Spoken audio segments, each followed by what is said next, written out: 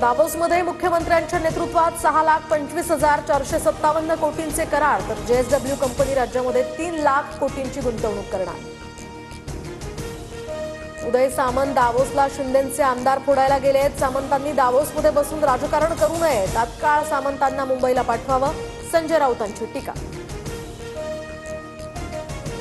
वादाच्या पार्श्वभूमीवर नाशिक रायगडच्या पालकमंत्रीपदाचा तिढा काही दिवस कायम राहण्याची शक्यता, तर शिवसेना आणि राष्ट्रवादीकडून दबावाचं राजकारण सुरू. बीडच्या मांजरसुंबामध्ये ज्योती जाधवच्या नावे 9 एकर जमीन, तर सुरेश धस यांचा दावा, तर शेतकऱ्यांच्या जमिनीतील भुरुम उपसा करून स्वतःच्या जमिनीचा विकास केल्याचा शेतकऱ्याचा आरोप. विष्णू चाटेला जेलमध्ये पोलिसांकडून स्पेशल ट्रीटमेंट, चाटेसारख्या गुन्हेगाराला जेलचा चॉईस का, दमानी यांचा सवाल. सरकार त्यांचंच असल्यामुळे आरोपींना गाड्या बेड मिळू शकतात, अंजली दमानी यांच्या आरोपांवरील प्रश्नावर राऊतांचं वक्तव्य.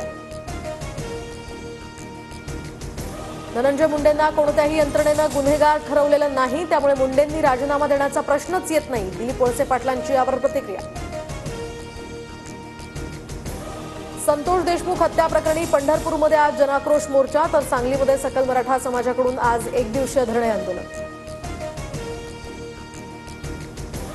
यंदा अर्थसंकल्पात कठोर निर्णय घ्यावे लागतील, गतवर्षीच्या निवडणुकीचे या ठिकाणी असल्यामुळे काही सवलती दिल्या, पुढील 5 वर्ष आर्थिक शिस्त पाळावी लागेल, अजित पवारांचं वक्तव्य.